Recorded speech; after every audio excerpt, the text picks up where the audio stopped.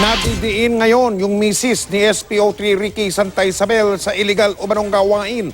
Ayon sa anti-kidnapping group ng Philippine National Police, ang perang nakukulimbat daw ni Santa Isabel sa kidnap for ransom ay ipinagninegosyo ng kanyang misis. At yan naman ang tinutukan ni June Veneracion. Partners in crime. Ito ang lumalabas sa initial financial investigation ng AKG o anti-kidnapping group ng PNP sa mag-asawang SPO3 Ricky Santa Isabel at Jinky. Si SPO3 Santa Isabel na pangunahing suspect sa pagdukot at pagpatay sa Korean businessman na si Ji Ik-ju.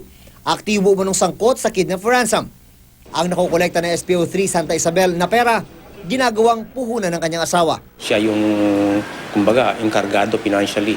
So he's the one washing all those money through inject niya ngayon doon sa mga business nila. Sa investigasyon ng AKG, lumalabas na maraming pag-aari at negosyo ang mag-asawa.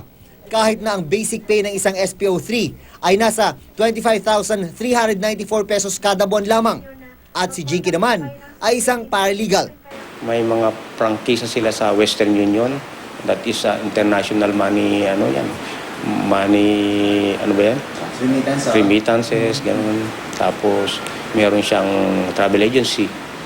Meron silang yung lotto. Meron silang mga buildings.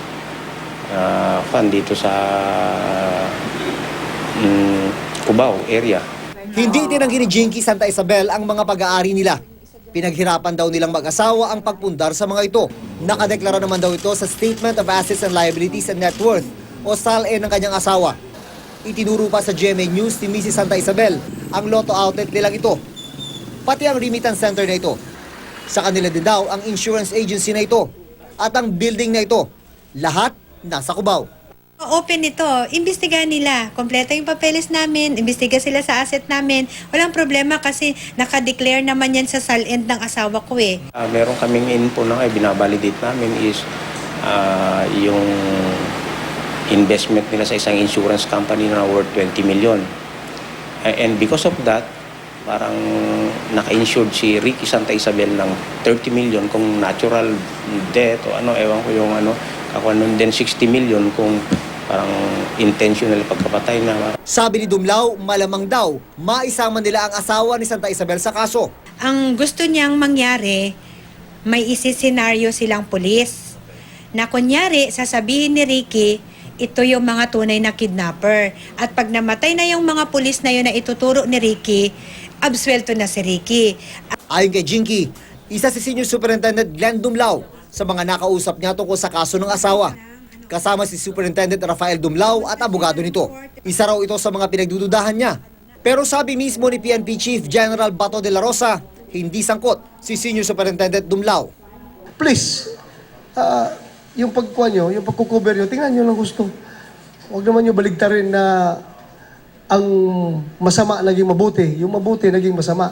Transparent tayo. Ayaw kong I'm willing to be hanged nga kung merong masama na kino-cover up.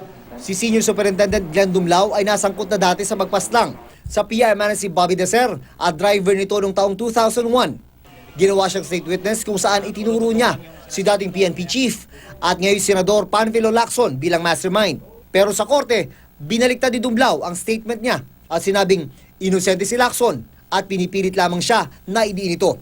Naabsuelto si Lacson sa naturang kaso. Si Santa Isabel naman, harapan naman daw nakausap ni PNP Chief General Bato de la Rosa. Big question mark, bakit ikaw, Colonel Rafael Attorney Dumlao at AKG Glenn Dumlao, bakit mo kailangang isalba? Or bakit mo kailangang isalba si Ricky?